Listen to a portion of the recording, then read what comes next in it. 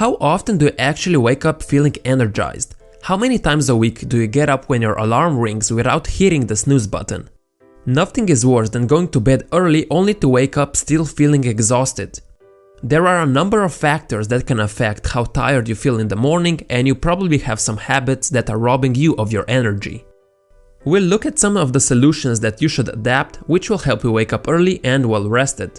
Let's get started. Number 1. Stop snoozing. When you snooze, you're not really getting more sleep. It doesn't make you feel better about waking up. It actually does nothing beneficial for you. Every single time you hit the snooze button, you wake up feeling more tired. This is because our sleep consists of 90-minute cycles. When you fall back asleep for such a short amount of time, your alarm wakes you up in the middle of your sleep phase, which will leave you feeling even more tired and sluggish. What I recommend is to use an app called Sleep Cycle. What this app does is it wakes you up at the end of your sleep phase. It does it by tracking your movements during the night, and the alarm only goes off when it detects you're at the end of the cycle.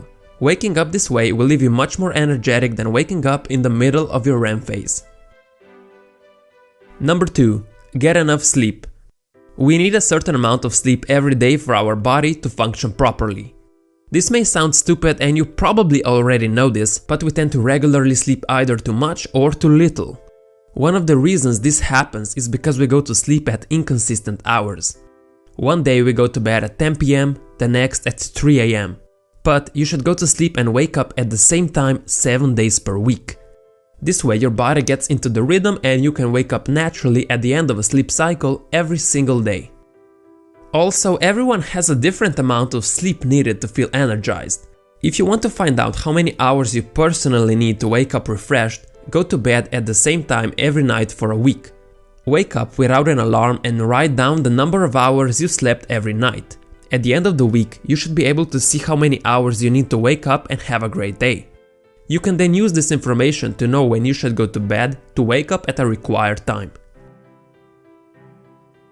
Number 3. Rehydrate and get the blood flowing. It's crucial that you hydrate yourself first thing in the morning. After 6 to 8 hours without water, you'll naturally be dehydrated, and dehydration causes fatigue. Every single day before going to sleep, I always place a glass of water on my nightstand. That way, when I wake up, the water is already waiting for me. The objective is to rehydrate your body and mind as fast as possible to replace the water you were deprived of during the hours you slept.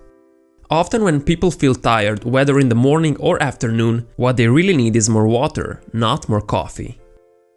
Another important thing to do is some light exercise as soon as you wake up. Any physical activity that gets the heart rate up and the blood flowing is going to raise your energy levels.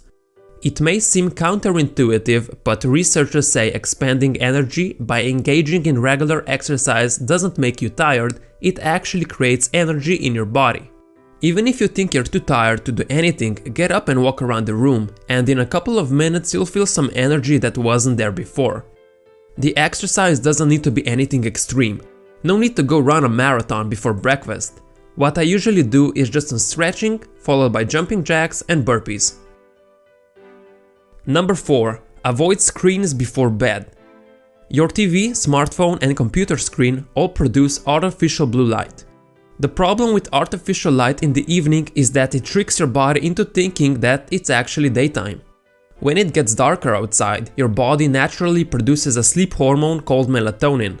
Since artificial light blocks melatonin production, we can really screw up our sleep because your body doesn't send signals to your cells that it's nighttime. That's why you shouldn't be looking at any screen at least 2 hours before bed. If you're watching this video on your phone at 2 a.m. because you have to get up early, well, you should apply this tip tomorrow and maybe replace your phone with a good book. For those of you who absolutely can't do without your phone or computer before bed, there is a solution for this blue light problem. There are 2 apps that you should install on your phone and computer called Twilight and Flux. What they do is they block most of the artificial blue light by making your screen more orange. And the best part is, both are free. However, if you're serious about fixing your tiredness problem, you won't be using any screens before bed anyway. I hope you learned something new today. I've been applying all these tips for some time now and they definitely help. If you have any other solutions that have worked for you and you'd like to share, post them in the comments below. Together we'll become better than yesterday.